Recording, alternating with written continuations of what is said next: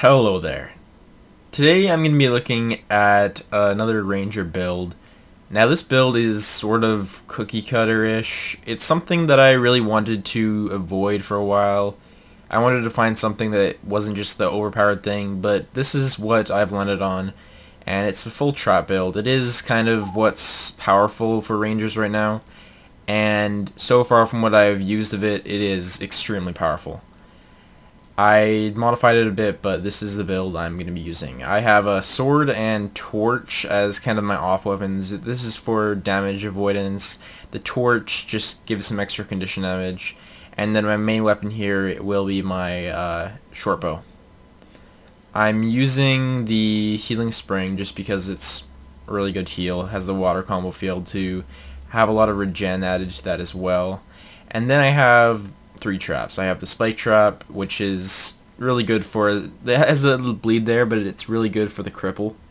And then the flame trap, which is good for some condition damage, but it's especially good for the condition field, which will allow me to put on some nice burns to the enemy. And then the Viper's Nest here, which is a poison trap, and is simply really good for that poison. As my elite skill, I'm using Rampage's 1. It's a good skill. You could probably get away with using really either of the other elites here. It's up to you. This is kind of your choice fully. The Entangle can be really good if you're doing more 1v1 stuff, or even in a team fight it can be useful. And the Spirit of Nature, if you want some extra defense, it can be extremely useful as well. Now, in terms of the the runes and such, I'm using the Nightmare runes.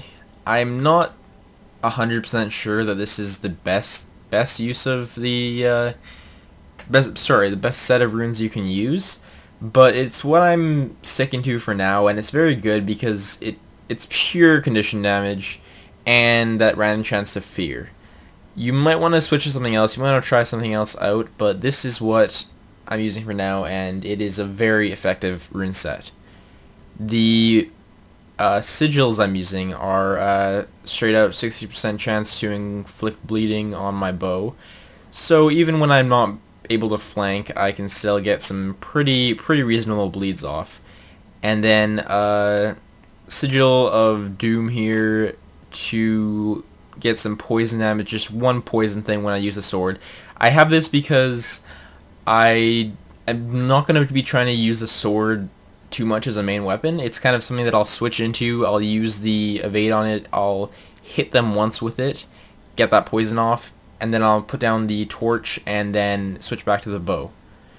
And then I have the Torch of Smoldering here with the Smoldering rune, which will increase burning duration by 10% because the torch is all burning. Finally, I have the Rabbit Amulet here, which will give me condition damage as well as toughness and precision. The precision really helps out, giving me a crit chance of 49% here, which really is good with the whole inflict bleeding, so 1/4, slightly over 1/4 of my hits will bleed.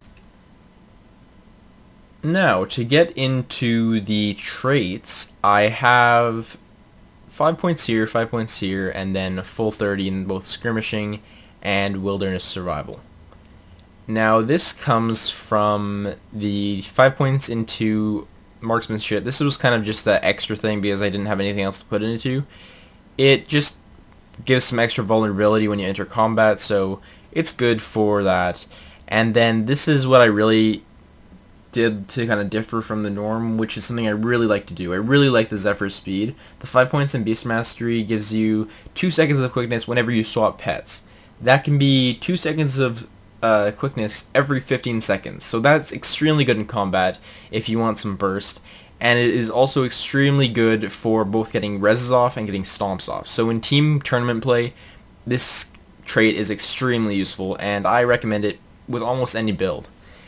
I am using 30 points into Skirmishing, which gives me some vigor whenever I'm hit every 15 seconds, which is useful as a defensive skill. I have the Trapper's Expertise, which puts all the traps as very much larger and allows me to ground target with them.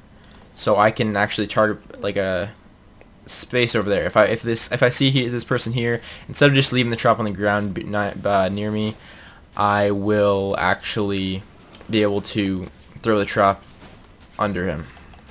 It's not a huge range, but it is useful.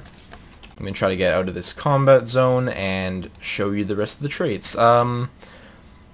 Where was I? Trap potency is a must for the trap build, which will actually cause all conditions caused by traps to last twice as long, which is huge and is pretty much necessary for any trap build.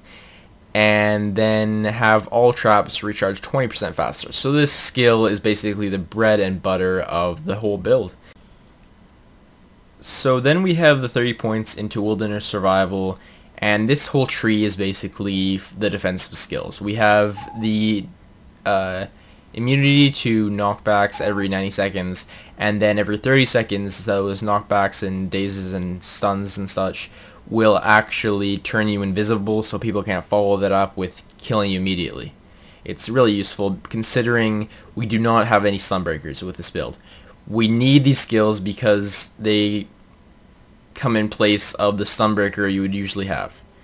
And then you have pets periodically taking conditions from you, which is another defensive skill, because we don't have any condition removal either. So that's the kind of the weakness of this build. The weakness is that you don't have any direct condition or stun removal. And that is a disadvantage, but it is something you work around with those traits.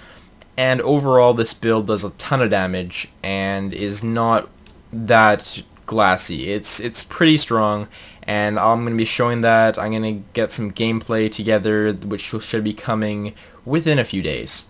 Hopefully this build helped you out, and hopefully you have success with it in the future.